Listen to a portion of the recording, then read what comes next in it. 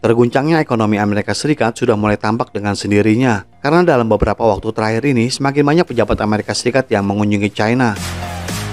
Kunjungan ini dilakukan setelah China memberlakukan pembatasan ekspor 2 logam penting bagi industri teknologi utama. Sebagai kepala Departemen Keuangan, Janet Yellen sangat tahu bahwa China dapat dengan mudah menghancurkan ekonomi Amerika Serikat. Sebelumnya adalah kunjungan Menteri Luar Negeri Amerika Serikat Antony Blinken ke China dan mengumumkan sikap netral Amerika Serikat atas masalah Taiwan. Kunjungan ini adalah untuk meredakan ketegangan antara Amerika Serikat dan China, tetapi ada hal yang sangat menarik yang ingin kami bahas. Dan di episode kali ini, kita akan membahas bagaimana paniknya pemerintahan Biden akan tindakan balasan China selanjutnya.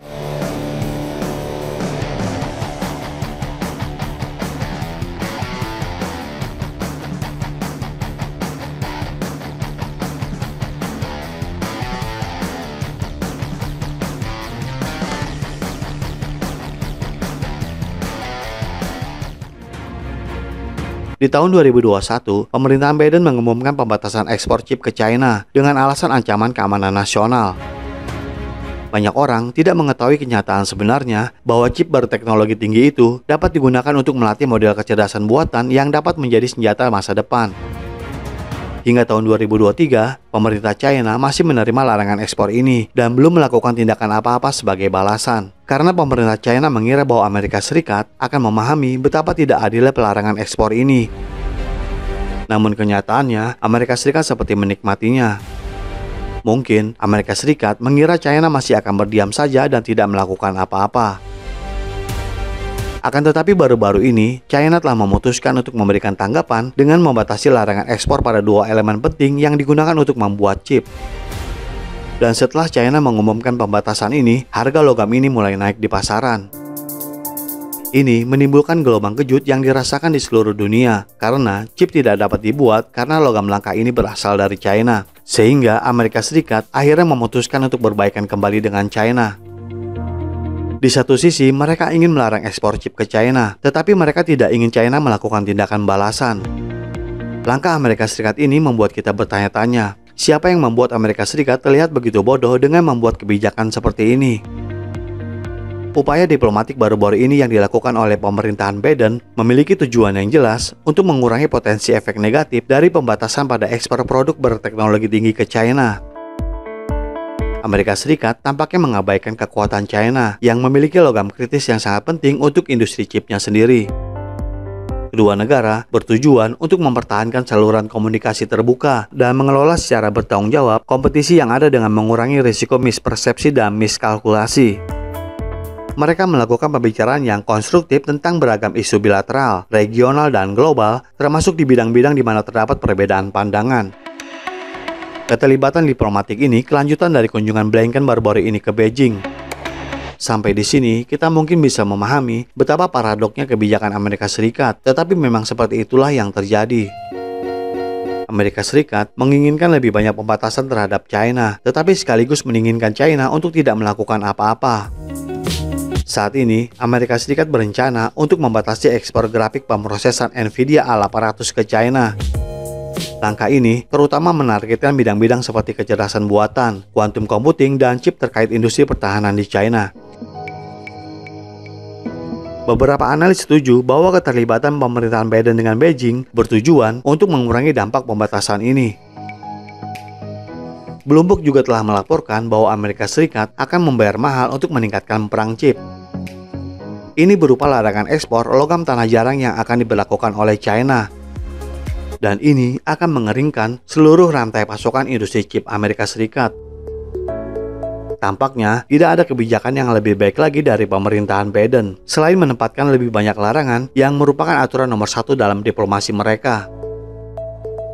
Amerika Serikat tidak mengerti bahwa kunjungan para pejabatnya tidak akan membawa hasil jika Amerika Serikat merencanakan lebih banyak lagi pelarangan. China bisa memainkan kartu trupnya dengan melarang perusahaan yang berbasis di Amerika Serikat atau mengeringkan investasi di Amerika Serikat dan melarang ekspor logam tanah jarang lainnya.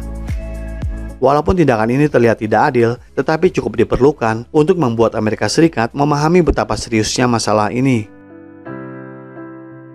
tidak ada kunjungan yang dapat meredakan ketegangan yang sedang berlangsung, atau mungkin pertemuan antara presidensi dan Presiden Biden akan menjadi sangat penting bagi kedua negara ini. Kemungkinan besar, pertemuan ini dapat terjadi selama tidak ada hambatan, dan harus dipastikan juga bahwa Amerika Serikat tidak menggunakan kemunafikan yang sama seperti yang terjadi selama 2 tahun terakhir ini. Saat ini, apa yang ingin ditunjukkan pemerintahan Biden dengan mengirimkan diplomatnya ke China adalah bahwa Amerika Serikat sedang berjuang keras untuk mengembalikan hubungan kembali ke normal. Kemungkinan besar, Biden ingin menunjukkan bahwa dia secara efektif telah mengelola hubungan antara Amerika Serikat dan China. Ini akan menjadi pencapaian yang dapat ia soroti kepada rakyat Amerika Serikat untuk pemilihan yang mendatang. Karena dengan pemilihan Presiden Amerika Serikat 2024 yang sudah dekat, Biden berada di bawah tekanan untuk memperkuat ekonomi Amerika Serikat. Salah satu cara yang dapat dilakukannya adalah dengan menangani praktik dumping obligasi pemerintah Amerika Serikat. China secara bertahap telah mengurangi kepemilikan obligasi ini, termasuk mengurangi dominasi Amerika Serikat dalam transaksi internasional. Wang Yi juga telah memperingatkan bahwa ketegangan antara Amerika Serikat dan China kemungkinan besar akan tetap tinggi selama periode pemilu Amerika Serikat tahun depan. Beliau menekankan pentingnya memanfaatkan kesempatan untuk memperbaiki dan meningkatkan hubungan antara kedua negara. Karena jika kesempatan ini terlewatkan, maka hubungan bisa lepas kendali di masa depan. Pada titik ini, kita akan memahami bahwa Biden tidak ingin benar-benar mengakhiri perang chip, tetapi tampaknya Biden hanya ingin orang Amerika tahu bahwa dia sedang mencobanya. Dengan melakukan itu, Biden berpikir dia akan kembali terpilih dan perang chip akan terus berlanjut. Kekhawatiran terutama karena pemerintah China memiliki kekuatan dan kemampuan untuk mengguncang ekonomi Amerika Serikat.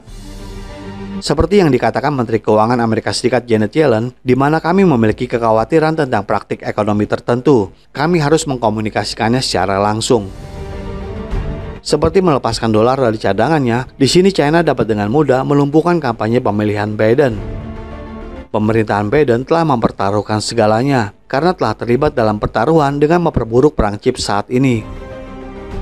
Sampai di sini kita akan memahami bagaimana takutnya Amerika Serikat akan tindakan balasan lainnya dari China. Tidak peduli bagaimana mencoba perbaikan dengan China, semua itu tidak akan terjadi sampai semua batasan dihapus.